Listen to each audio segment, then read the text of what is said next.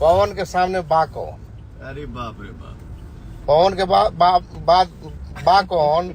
आ एगो भाई लिख रखे जो सुनिए, भाई कहले हैं कि रोज नया लकीर खड़ा करते हैं। तो हम भविष्यवक्ता तो ना ही, लेकिन बोला तो नहीं, वर्तमान परिवेश में पवन सिंह जो लकीर खींच देंगे उसके आगे लकीर पड़ने वाला किसी का कोई पैदा नहीं लिया अभी आज के परिवेश में। नमस्कार दोस्तों, तो आप सब भाई बढ़िया होंगे। तो देख रहे हैं मोटका चचा को कैसे विवाद बढ़ा रहे हैं। पवन भैया को अगर ऐसा टीम रहेगा तो पवन भैया का हमेशा ही विवाद में लेते ही रहेंगे लोग, ठीक है। पवन भैया कुछ भी नहीं बोल रहे। पवन भैया गाड़ी के पीछे बैठे हुए हैं, लेकिन इन सबको पड़ा हुआ है कि रेखा खींच दी है पवन भैया। कब के ये बात बीती हुई बात को ये सब उखाड़ते रहते हैं, अच्छा नहीं लगता, ठीक है।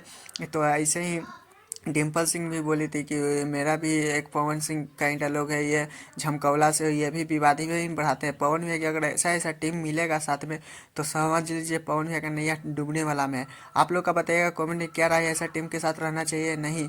अगर मेरे चैनल पर नहीं हो तो चैनल को सब्सक्राइब कर लो, वीडियो को लाइक कर दो और हाँ शेयर से ज़्यादा करो, ताकि पवन भैया के चमचा का ऐसा बात खुलासा होता